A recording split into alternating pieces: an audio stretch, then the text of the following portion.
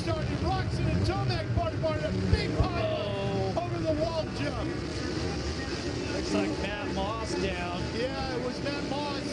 The 9-time Australian champion on the 102 is down. Roxon just in front of Tomac. There's Freezy, and they're all chasing Savatgy at this point. And the French rider Escoffier just behind Tomac. I believe that's going to put him in. Oh, and Roxon's already moved by, yeah. And here comes Tomac leaping past Freezy to the inside of the berm corner, and he gets it.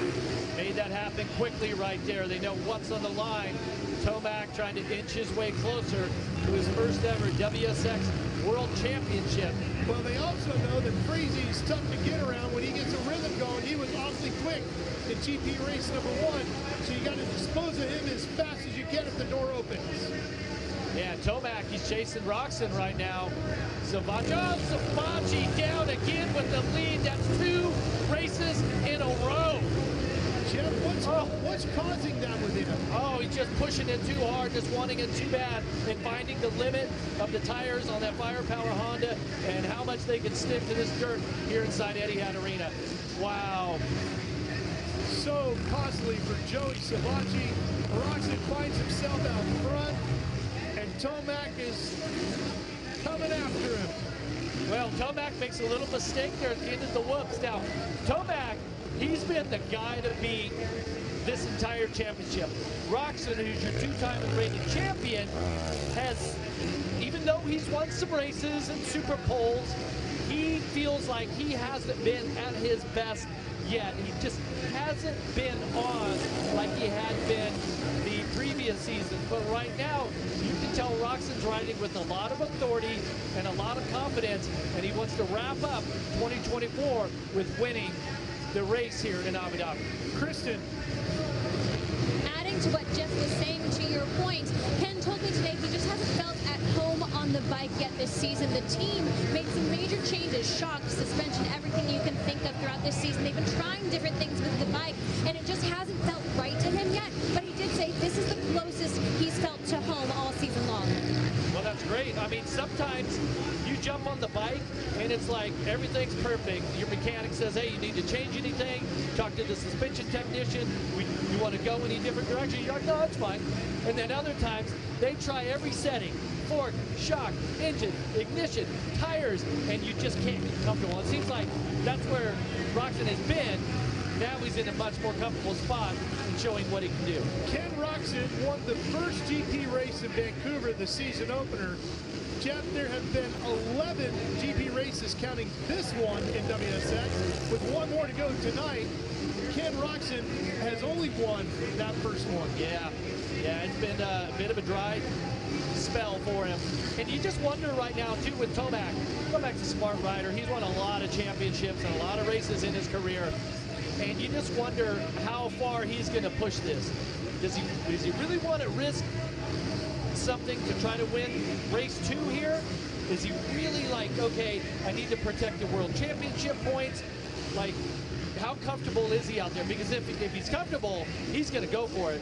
If Roxon is able to shake him a little bit and make it hard for him to catch, Tomac may just check up a little bit and play it safe. Uh-oh, Roxon slides out, come down the turn. He did. And when you're behind, you see that happening, right? With more, here's Kristen.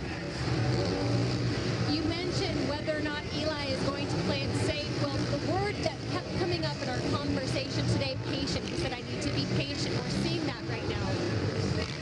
Yeah, I agree. Patience is one thing, Jeff. Passion, ego, determination, those are all other categories that can come into this mix. And we know that Eli Tomac has proven he's got a lot of that because he's a champion multiple times. Yeah, I mean, he's not a multi-time champion because he likes to get second.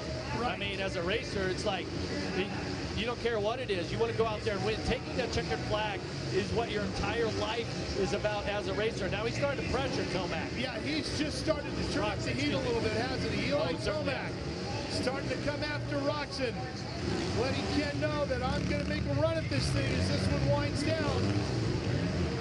Just a lap and a half left to go. Roxon trying to get his 8th career race win. You got to remember, these two riders, They have raced each other for years now. They know each other, know their tendencies, what each one's all about. Roczen has to just sort of block out what's behind him, go back on the inside. He's got to hit his marks perfectly and try to get close, going through the whoops or maybe a couple of rhythm sections just before the finish to try to set up a pass here. Final lap is underway. Roczen trying to work his way back into the Etihad Arena from outside. Tomac going to try to make a run through the whoops, see if he can close up.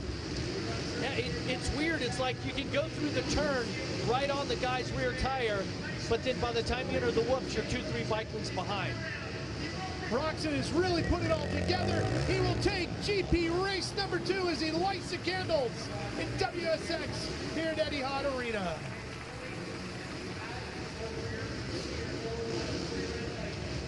Great victory for Ken Roczen, Jeff, in so many ways, not just in points, but maybe a lot in the confidence and the momentum going into GP race number 3 tonight and then the super final. Yeah, and think about this, Ralphie.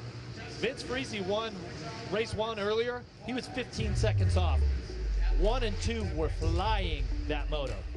And it also goes to show you how much